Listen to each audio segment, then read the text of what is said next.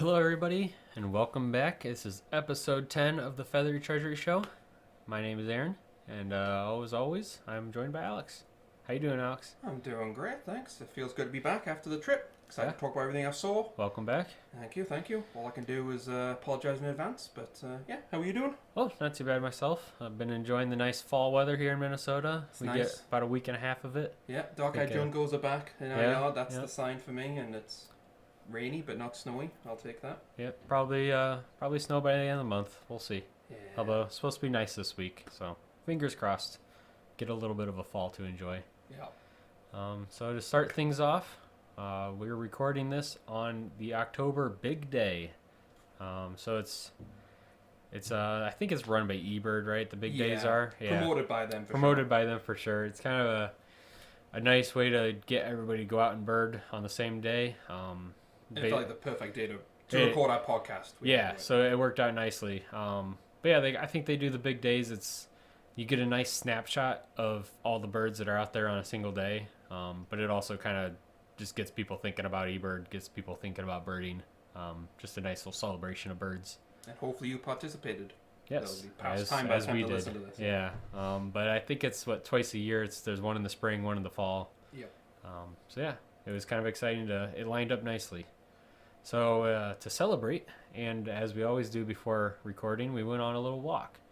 So we drove over to a park kind of close to my place, 5-minute drive. Started off pretty slow. It was very slow. We just saw saw a mallards. bunch of mallards. There was a single double crested cormorant just hanging out in the middle of the lake. But we were kind of hoping, fall migration, maybe there'd be some decent ducks to see, but really nothing at all to start. So we kept walking, and we got kind of into the more wooded area of the park, and things really started popping off. First, it was the kinglets. 'Cause I think we saw a couple of kinglets that we watched for a while, and then we got to this one part and stopped, and all the kids and all the other walkers went there, and what was the first one? Was it I think it was the white-throated sparrows. Yeah, we could hear a bunch of white-throated sparrows, and I think we were seeing them, but we couldn't get a good ID on them. And then all of a sudden, there was some downy woodpecker was up there, and then there was a red-bellied woodpecker, and then song sparrow, and also a pileated woodpecker showed up, blue jay, and then we were standing there, and all of a sudden, two red-bellied woodpeckers they joined. And did like a flight spiral down. Yeah, they like did death spiral down to the ground, and they separated at the last moment. That was kind of neat. Got some good pictures. You have to post. And there was one with one of the woodpeckers and the kinglet as well. Oh yeah, there's a downy and a kinglet in the same shot. That was kind of neat. But yeah, so it really was a slow going, and then all of a sudden we were seeing a bunch of stuff. And I think Aaron was staring at a pine tree, for about 10 minutes. Yeah. And I couldn't see what he's looking at fully, but I walked around, came back, and we couldn't tell until we got back. But it was a hermit thrush. I got a good picture of his back, which standing there looking at the picture on my camera, I was like, I had no clue. But side by side, we decided for sure it's hermit thrush. Yeah. Which is my first of the year, so at least it counts the most Yeah, of the year. I had some in the spring, but it was nice to see him again. It's been months.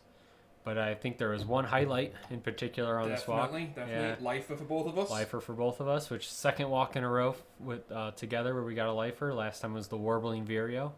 But we saw this guy, and I pulled out Merlin to do the little song check, because we got a decent look at him, but he was making some noises, couldn't tell what it was, and Merlin said it was an orange-crowned warbler. And I was looking at through the binoculars, and I thought I was assuming it was a kinglet because we kind of thought it was kinglet, and then by the time we saw maybe something different, he had flown off, so we didn't get another good look at him. So we got back, we pulled up the recording, we played it side by side with recordings of an orange-crowned warbler and kinglets, and I think it was definitely for sure it was the alarm call of an orange-crowned warbler.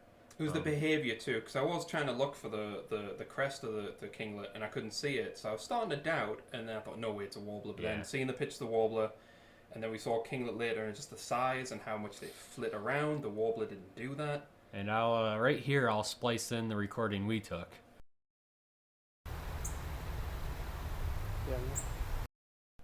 And then right here I'll splice in the recording of an actual orange-crowned warbler, and you guys judge for yourselves. So what a good streak, but I'm not optimistic about the next walk we do with if it's gonna be winter by the time we record next, it's Yeah, maybe we'll see something crazy, but I don't know. Unless we fly to Florida for just to keep the streak going. Right. We need to look up what comes down this way for winter time and maybe get something strange, but I did see snowy owls. that would be good. Seen in the north of Minnesota. It wouldn't be a lifer for me, but it would be cool to see. It's been years, and they're just beautiful birds. Yeah, I've seen one once, but that was pre-birding days, so Yeah. we get to see one knowing now about them.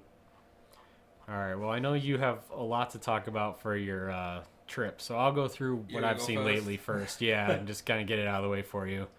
So I saw a decent amount of some stuff since last recording. Since the last recording, I've added a whopping 3 new birds to my year list. Well, actually, now it's 4 with that orange-crowned warbler. So you saw quite a few back before the last recording when you. Yeah, I did. Last time, I've averaged out to a good amount between recordings, but.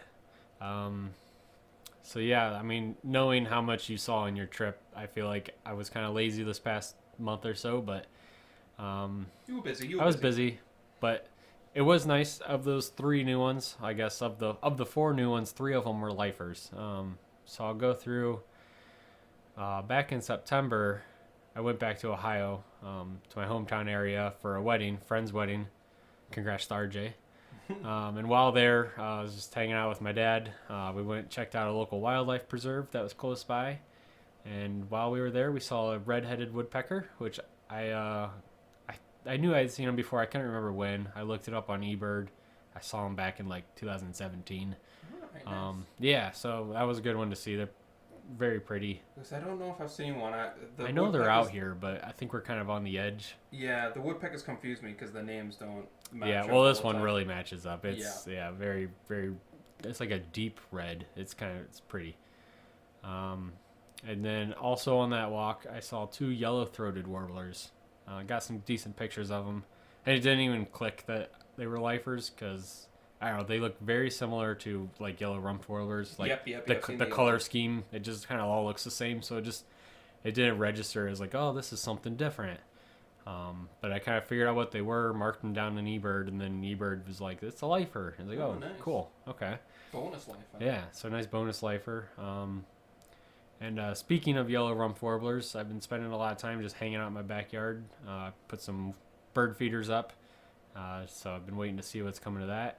No yellow rump warblers in the bird feeder yet, but they are all over in the trees in my neighbor's yard. Kind of test to that. Did see them. Yeah, a few weeks so ago. they've been there a couple weeks now, just hanging out in the tree. So I've been seeing a lot of those. And when I was trying to get some good pictures of them the one night, all of a sudden another lifer showed up. It was a single Tennessee warbler, was just hanging out with all the other warblers. Wow. Got a good picture of it. Helped with the ID because it's kind of it doesn't have a lot of markings. It's just kind of like a greenish gray, kind of drab looking. Did you think there was another warbler, or were you just thinking you had one set of warblers and just looking at the pictures and went, wait a minute, that one looks different? Well, when I zoomed in on him to take the picture, I go, oh, that's something different, and then snap some pictures really quick, and he posed for me a couple of times, so nice. Got some good ones. But yeah, that was a nice little surprise. Didn't expect a backyard lifer, but I'll take it. Yeah, and with the feeders, you never know what you'll see. Yeah, so far the feeders I'm getting some downy woodpeckers coming to the suet feeder. And then on the seed feeder, it's been a couple cardinals and some black-capped chickadees, and that's just about it. Yeah, we put out some more bird seeds, so saw some white-throated sparrows, some goldfinches. Again, the juncos, about a dozen or so flying around there. It was fun to watch. Yeah, I'm hoping some more different stuff starts figuring out. I want them to get used to the feeder before winter time so that I have something to look at. But, yeah, once word gets around, they'll know. Yeah. But yeah, it's like we were saying before, the fall's quickly disappearing here. It's getting pretty cold. So going forward for the winter, we're just going to have to look and see what comes down here in the winter time, or else we're just going to be whatever's coming to our feeder, and that's going to be all we have. We've got some ideas, though, for other things we can do. We're thinking about trying to improve our knowledge of certain birds and things like that, and kind of be better prepared for next year, because I think birds of prey for me. Yeah, I think can't tell what they are in the sky, so learning. Gonna try to do some studying this winter, and try to make it into some content for the podcast. We'll find another bird movie. Yeah, we do have to do another bird movie to review. That, or we just watch the Every year's the big year. every year we watch the big year. Yeah, Doing deep cuts on the big year and the stuff we didn't see the really first time. really break it down next time. Yeah, like, We'll see. we found some flaws in their logic. All right, My do you turn. wanna get into it? Yep, this is going to be the All long right, episode. buckle guys. up, everybody. Yeah, 3 weeks of active bird watching in the UK. So it's gonna be a lot, but exciting, hopefully. So before we get into it, I want to know, what do you think your guess is on how many birds that I saw? How many lifers? So you're there 3 weeks. Yeah. So I'm gonna guess. I mean, a lot of these you saw in your youth, but this is the first time marking them down. Yeah, e-bird sightings. Yeah. So I'm gonna guess maybe you average about 2 to 3 a day. Okay. So I'm gonna go 40 to 50 total. I think. Okay. That's my guess. That's my logic behind my guess. That's not a bad guess. I will say you're not far off. Okay. So knowing it's near there, then I can tell you my initial plan. It was going to be to tell you every day what I saw. I even had notes on my phone. Oh boy. Day 1, day 2, day 3, wherever I went. That's not going to go. It's too much. And I don't want to list them all off because we're doing a birding podcast. So why, if I'd say I saw in alphabetical order, boring. So I've tried to organize them by bird group and habitat. Okay. And that way I can share stories and parts of the experience I go. Some of them, if you have not heard of it, you might have to just search it yourself. I can't tell you this was exciting because of this. Right. But for context, so I spent a week in Scotland near Inverness, so that's the Loch Ness area. Okay. And then did 2 weeks in the northeast of England. So Scotland, there was obviously the loch, the lake. There was hikes. We did a few hikes in the woods and the hills. We drove through the mountains, and we did a lot of coastline driving. Okay. And we were staying near a beach, so lots of sea and shorebird opportunities. Nice. Those are exciting. Yeah, they were definitely the highlight. And then in England, there was a bit more wooded areas, countryside, small towns, and I did get to the coast. Okay. And the wife and I went to the Washington Wetland Centre, which is a wetland reserve. They have non-native birds, which I didn't count towards my list because they're there. Yeah. But there's also bird hides and walks along the river, and there's a lot of sightings there. Okay. So I think that covers it. Let's start with birds that like water. I feel like that's been me on this podcast. It's the waterfowl stuff. So, first, would you like to hazard a guess as to which bird was most prevalent across the trip? Which bird or which water bird? Water bird, yeah. Okay. I think this is a trick question. So I'm gonna say you saw a bunch of mallards. Yeah, it's mallards, yeah. Like today, mallards everywhere. We saw a couple of Canada goose, Okay. but that was mainly at the Wetland Centre.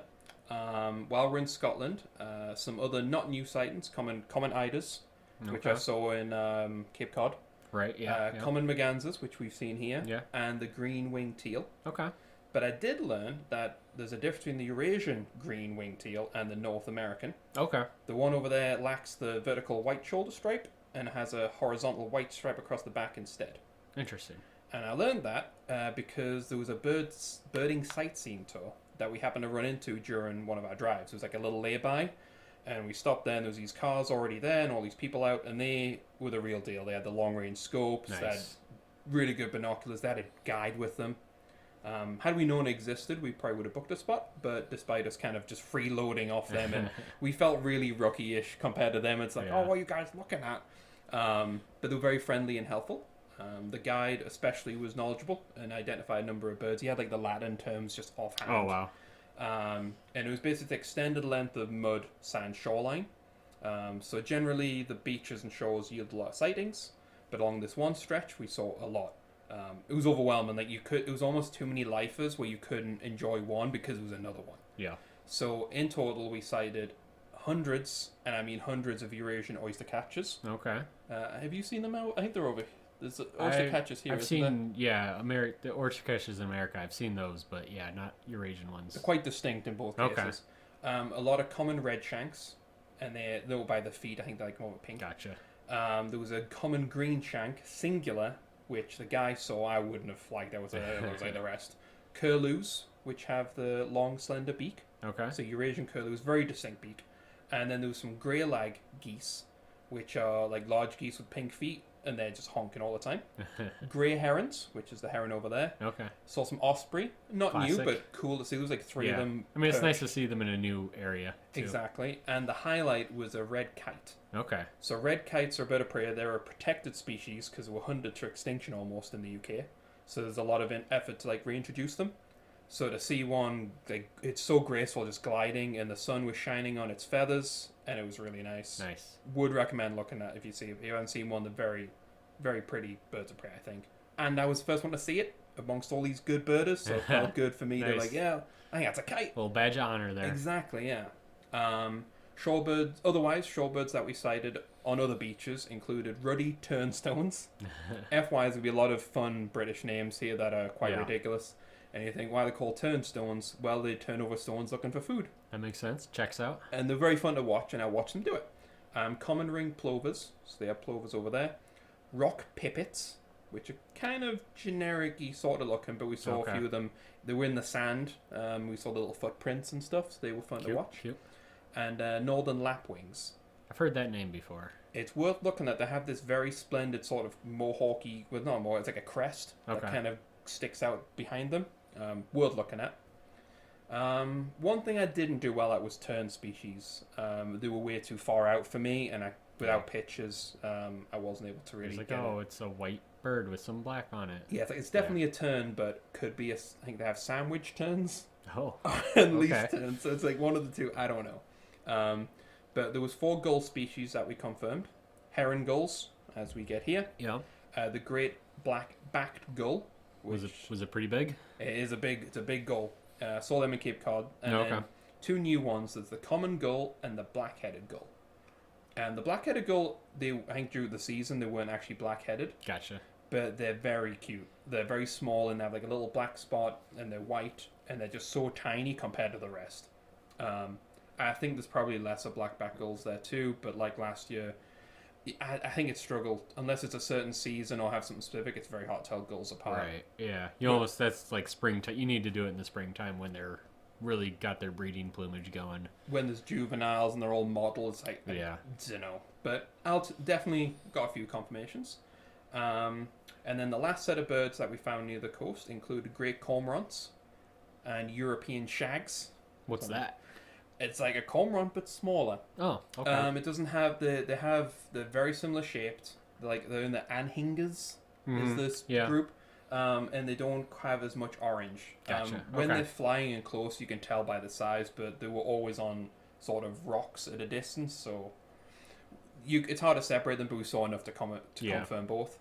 And then there's common mures and razorbills. And I struggled to identify them apart until I saw them together. The razorbill has a very sharp, blunted beak.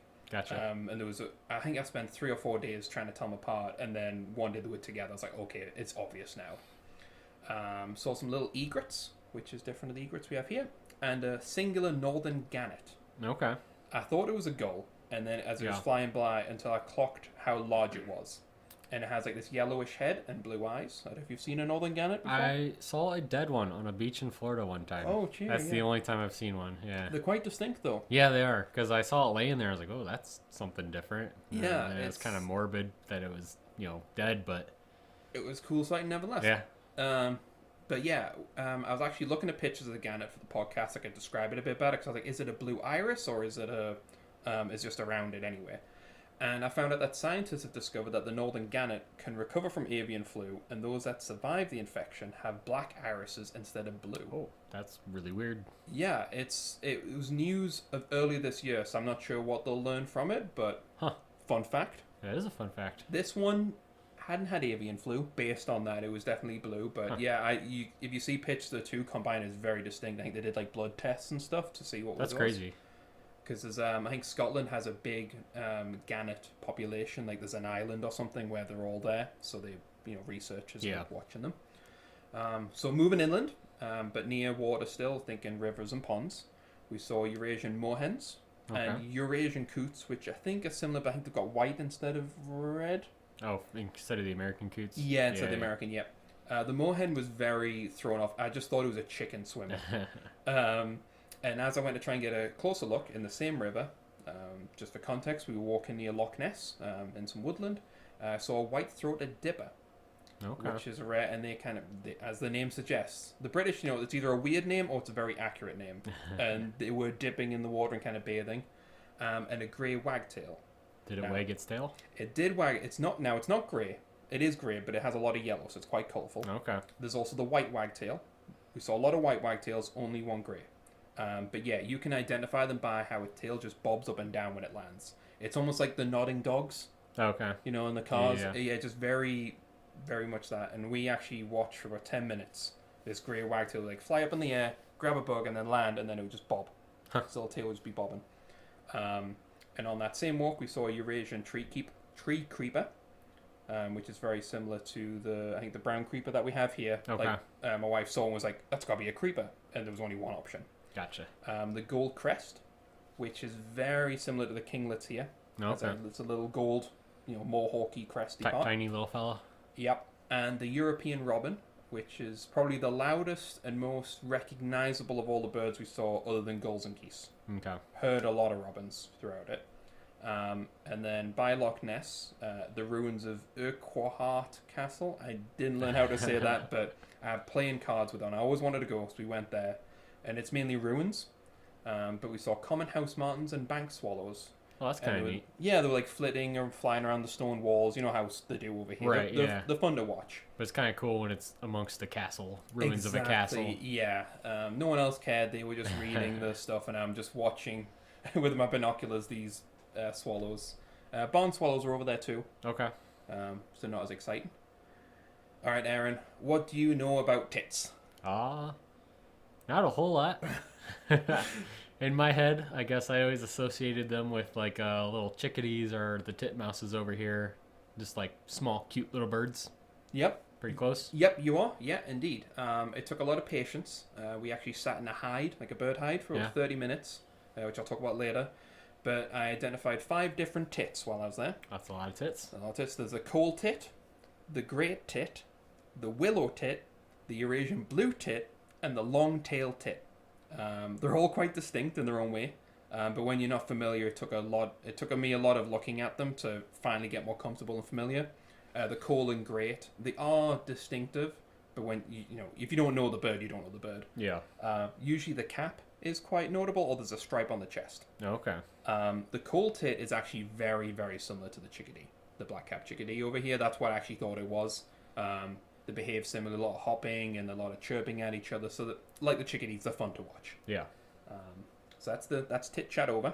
And even the fun thing too about going to somewhere completely new is even when you're exploring the towns, there's a lot of things you can see. Yeah. So the first night, I was actually woken about 4 a.m. by what I thought was a dog crying, kind of because it was just like a sudden noise, and it was a tawny owl. I didn't get a visual of it, but I recorded it several nights, and I listened to what owls are in the area, and I'm confirmed with that, and my wife heard it when she landed in too.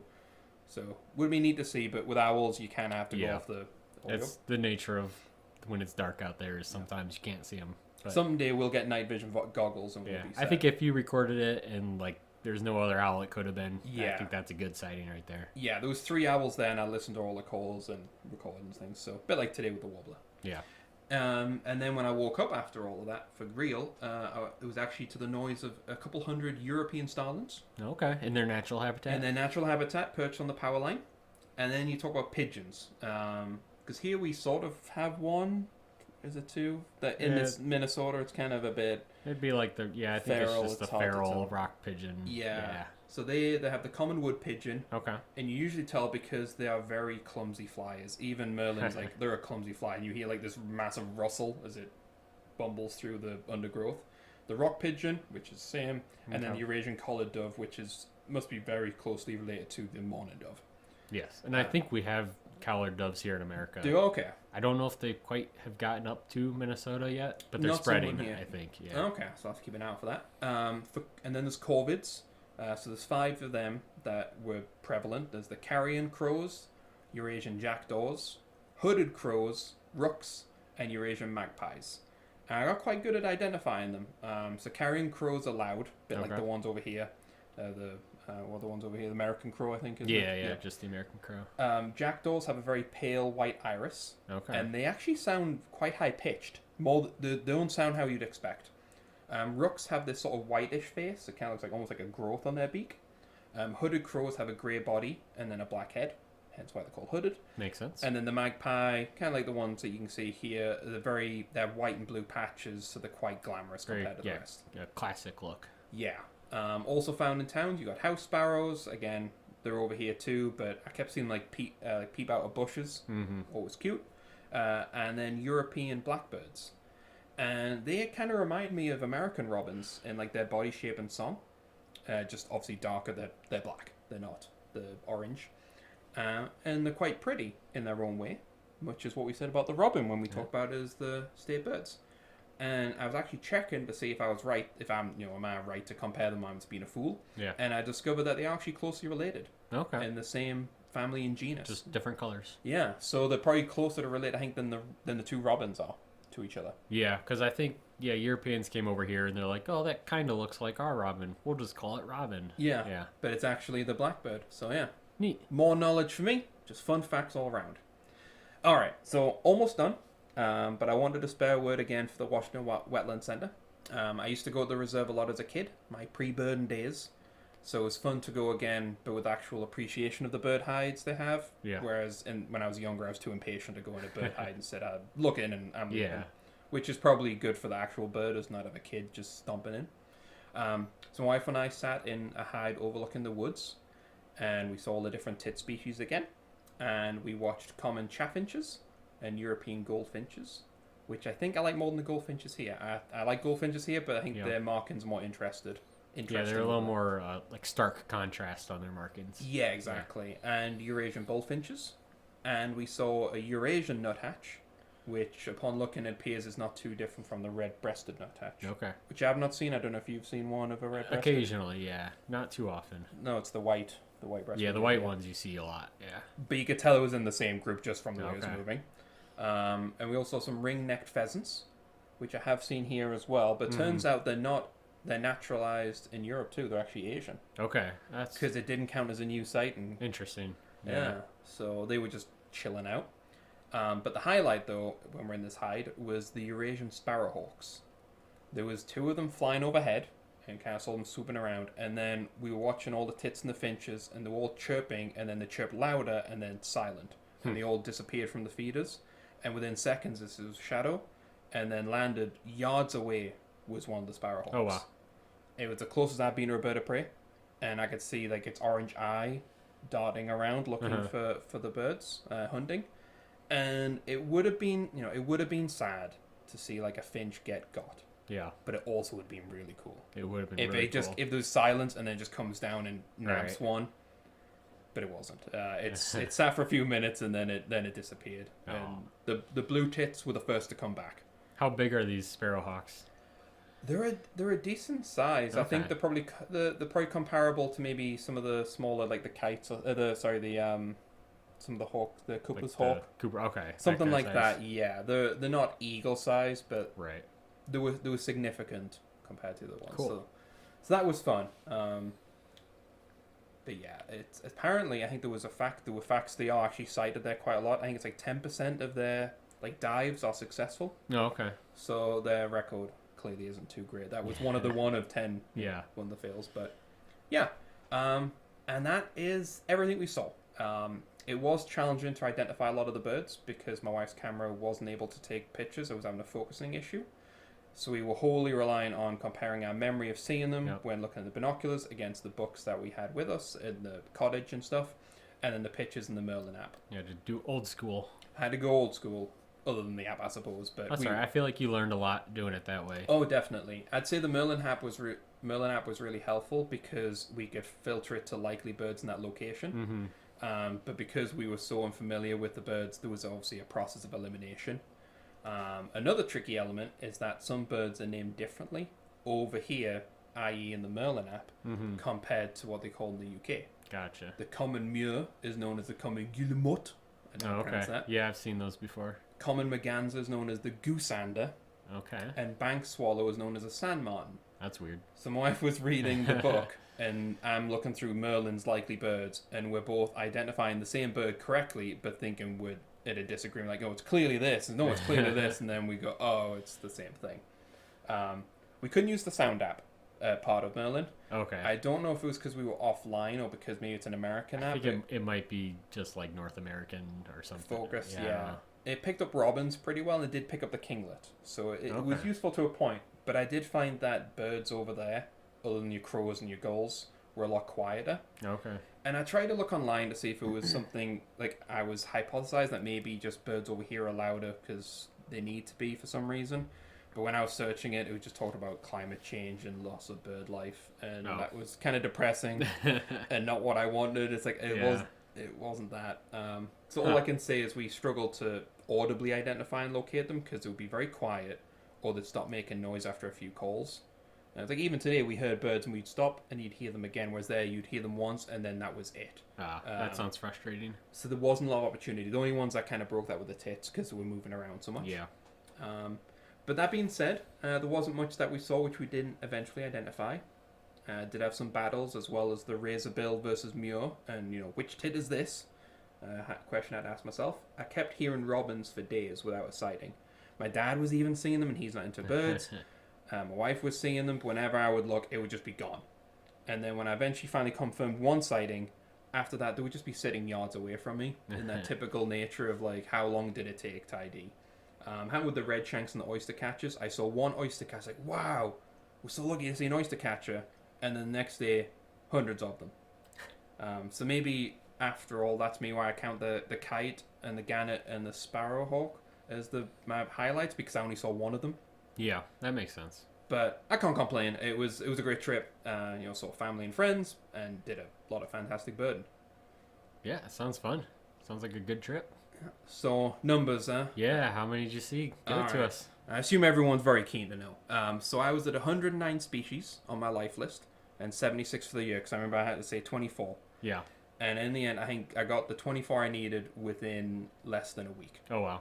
I observed 62 species in total in the UK. Okay, so my guess was close. It was not far off. I underestimated it a little bit. Well, I didn't think there'd be so many crows and corvids. Oh, yeah, that and the pigeons. I mean, that's 5 alone right there. I thought pigeon, magpie, and that's it. And suddenly there's 8 or 9. So my life list, when considering today with another crown, is 160. Nice. And my year list is 100. We're counting today 132. Your life list is catching up to me. I'm at I think 188. So nice. You're not too far. I'm pretty happy with that. Also, the math didn't quite line up directly because of naturalization. Oh, like the that starling. makes sense. Yeah. So it counts them separately in the two things. So but still, yeah. It took me a second to figure out like why these numbers didn't add up. But yeah. Your year list, you passed me. You're 10 ahead of me now. I gotta step it up. Wow. Running out of time. I knew I'd do well, but I was thinking maybe I'd see 40. Yeah. But I think I had 30 by the time. Yeah. I think I arrived on the Thursday, and by Tuesday I hit it. Jeez. And that was just me kind of looking outside the window. So yeah, I'm better than I expected. I'm very happy about that. So, went well. Yeah, sounds like it. Well, thank you for sharing with us all of that. Again, it was a long one, but it was a lot to get through, and it was fun to recap all of it too when I was looking through and looking at those facts about the Northern Ganners. Oh yeah. So for this episode, I think we'll skip the bird of the episode again, like we did last time. Save it for the winter months. Save it for the winter months, and I think for these episodes where we're recalling our trips and stuff, we'll keep it to that. Yeah. But you got anything else to say? No, I think that's it. It was good to get away. Glad to be back, and I think we've got some good spots to check next year. I think for the spring, we'll definitely go back again when it's... Yeah, the park we went to today, I think it'll be a good spring one. Might even be a good winter one. We'll see. I think we'll do some good state parks as well, I think, for next year. Yeah, we need to really plan out maybe more of a bit of a... We've been sticking to ones close by, but maybe we'll go an hour or two away. Try some different parks. See where the sightings are. Well, yeah, thanks, Alex, for joining me. My pleasure. Thanks, everybody, for listening at home. If you want to provide some feedback or give us your birding stories, we can read them on air. You can email us at featherytreasury@gmail.com. Have a good one, everybody. Thank you. Bye-bye.